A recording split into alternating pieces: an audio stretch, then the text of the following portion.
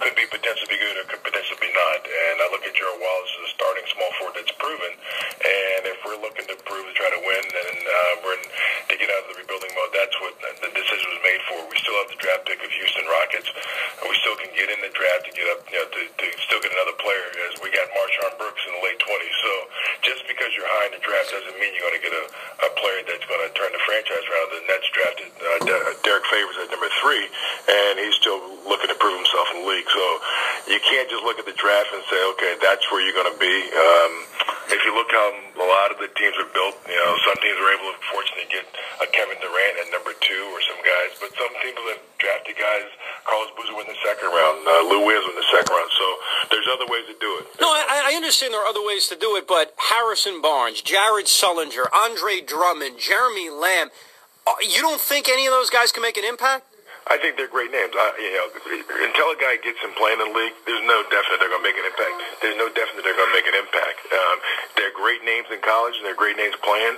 But until they start playing, there's no definite. Yeah, but wait a second. So why never have a draft pick? Because the logic you're using, you could say about any NBA draft. Of course, when you draft a guy, you don't know what you're going to get. So what the heck's the point of ever having any draft picks? Why don't we just trade them all forever? Well, it's fun having them. Okay, we disagree. Well, here's my point. Yeah. In Philadelphia, when I was with Larry Brown, we did that. We traded some picks to build a team to get to the NBA Finals. We traded Tim Thomas, second pick. We had a 7th pick in the draft, and we traded him his second year for Tyrone Hill because we felt we needed a proven power forward because we had Allen Iverson, a great point guard, a great 2 guard, actually. We got Eric Snow to play the point. We traded Larry Hughes, and we drafted number 7.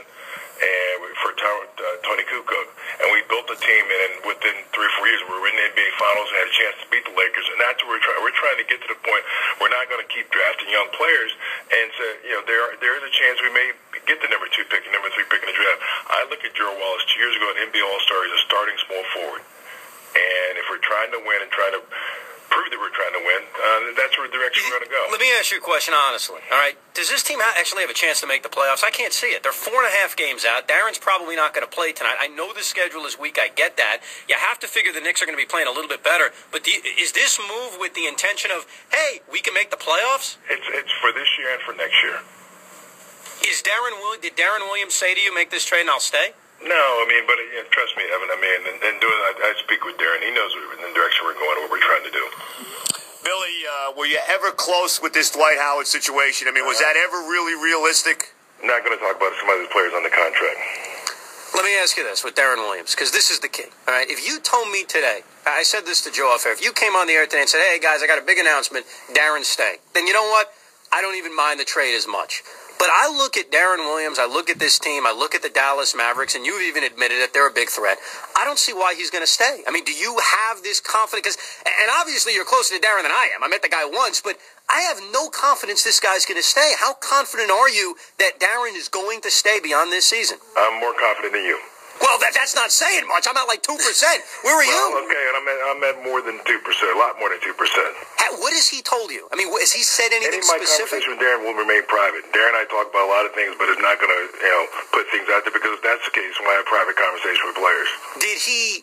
Was he at least advising on this trade? Was he like, can you answer that part? When we talk and went through different scenarios of directions we could go, and I asked Darren, do you like to say, yeah, he goes, we've always needed a small forward. We needed a start. Absolutely. That's been the weakest position, no question. If you look at it now, we have a starting small forward in the NBA. We have a starting point guard that's one of the best. We have a starting center that'll be back in a week and a half that's one of the top centers in the league.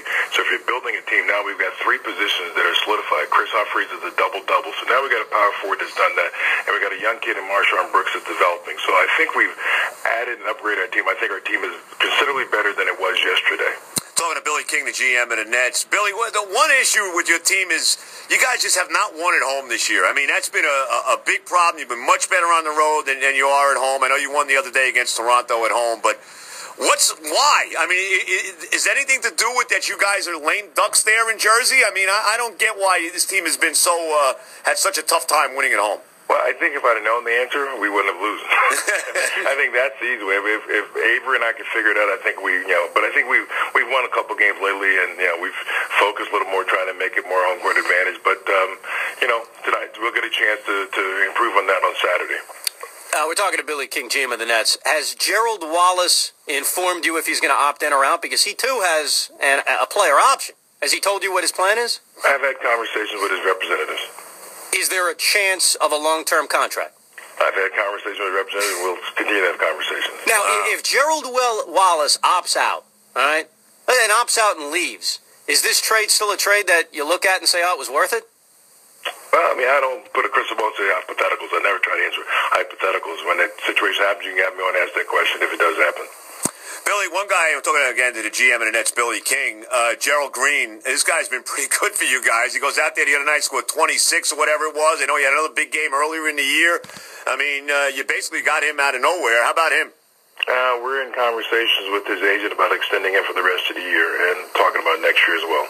I hope you do that. He's actually been very exciting. That's a great I got something you're happy about. Listen, man, I think, look, you did a great job with Marshawn Brooks. I think Gerald Green is an absolute fine. Like I said before, I think for the most part you've done the right thing, and I totally agreed with this strategy of all in on Dwight. Now, I know you can't comment on him, but I agreed with the strategy. I thought the Darren Williams trade, I will defend the Darren Williams trade until the day I die. I don't care if he leaves. That was the right trade to make. This is just the one thing I didn't understand. I mean, I look at draft picks as something that's pretty damn important. And I get it if the Nets win the lottery or finish in the top 3, you still keep the pick. And then, like Joe even suggested this, if that happens, everything's great in the world. You know, you end up with like Anthony Davis.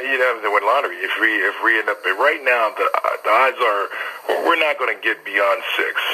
I mean, that's and look at where the other teams are and what they've done. Those other teams probably pretty much solidified at number 5 now. So we just pull our guys off the court, which we're not going to do. So we're not going to get above 5. 5, 4, 3, 2, 1 are out of the question for us to get to. I think the rest of this year.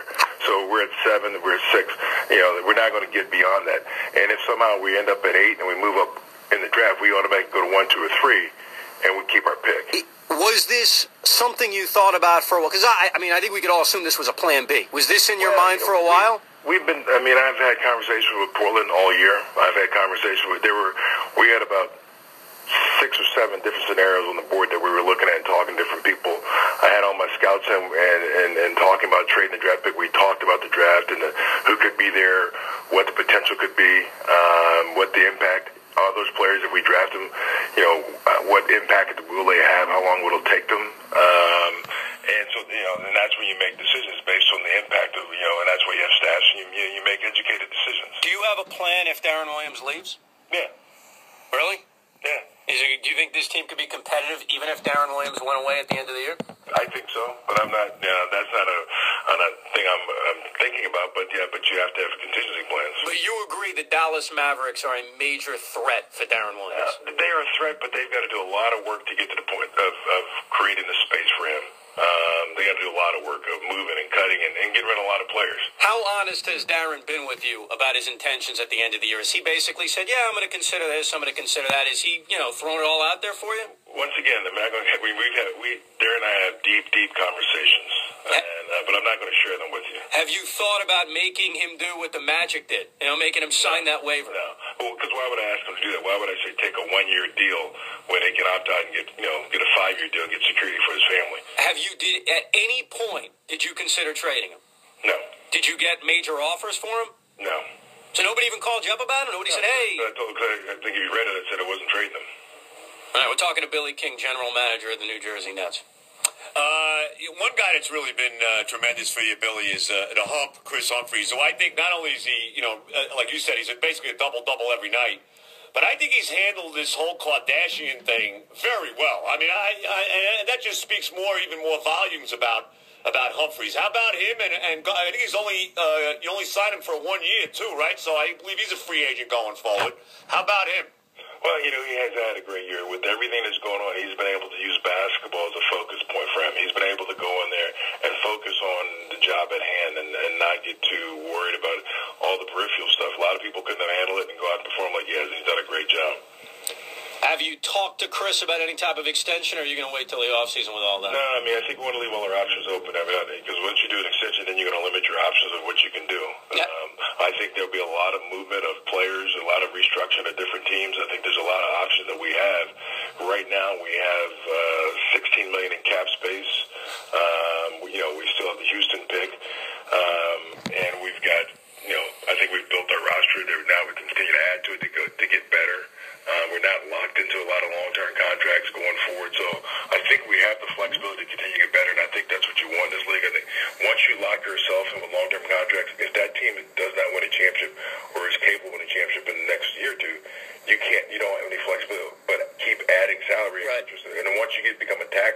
2019 with these new rules, you limit yourself even more. Right. And so that's why. I mean, I know you're frustrated about the draft pick, but trust me, I think that if we can have this debate when the draft comes around. But sure. We've done our work on it and looking at it and having a starting small forward. If we've been looking for one for all year. We found Gerald Wallace, who's playing in the D League, but not Gerald. I mean Gerald Green. Gerald Green. Right. But Gerald Wallace is somebody that I talked to Portland about at the beginning of the season because I felt that was a glaring weakness for this franchise. But here's the thing I look at. All right. I look at this team at 15 and 29, and I know you can't assume a loss. They're probably going to lose tonight. Darren sounds like he's not going to play. The Magic are having a party tonight. It's going to be disgusting watching that garbage tonight. So this team's going to be 15 and 30. Do you really think, honestly, be honest with me, Bill, do you really think this team can make the playoffs? Honestly? Here's my thing. I think we got a shot. Until you're out of it, I think you got a shot. Things could happen. I mean, injuries happen. Things happen. I know. I know about injuries, Billy. We know about injuries. I know, but what I'm saying, though, is things can happen, and then we're going to shoot for it. If it doesn't happen, we're going to be in position this summer. And the great thing is now our staff, knowing that the drama is over, what took place, is now we can focus in on now targeting guys that we want to add to the team, so that next year this team is, Darren's looking, okay, I'm playing with these guys, and we're heading in direction, and we start the season next year. It's not we're going after Carmelo. It's not we're in the Dwight Howard sweepstakes. It's we're building a team and we're going forward and moving in the right direction. Hey, Billy, you can't mention those other guys' names. They're on the team. By the way, Billy. By the way, Billy. No, I didn't mention them. I'm kidding. I was just Billy. with the circus. Everybody put their names out there. I'm joking. Billy, how happy are you that Carmelo didn't want to go to the Nets? You got to be happy. You got to be thrilled. That's one of the best things that ever happened to you. That Carmelo didn't want to go there. Come on.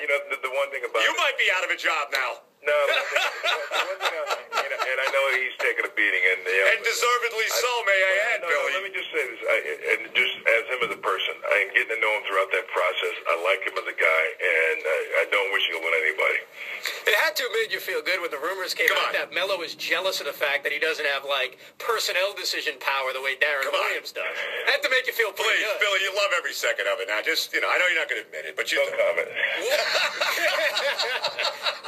What's the status of Brook? Now, I'm not talking about the injury. I'm talking about the contract. Obviously, I understood why you held off on an extension. It makes sense. He's going to be a restricted free agent. Obviously, you guys have all the power, but he is a big in this league. And we just saw what Golden State did with Andrew Bogut. They traded for a guy who, in all likelihood, is probably done for the season. So Brook's probably going to get a big offer, despite coming off this injury.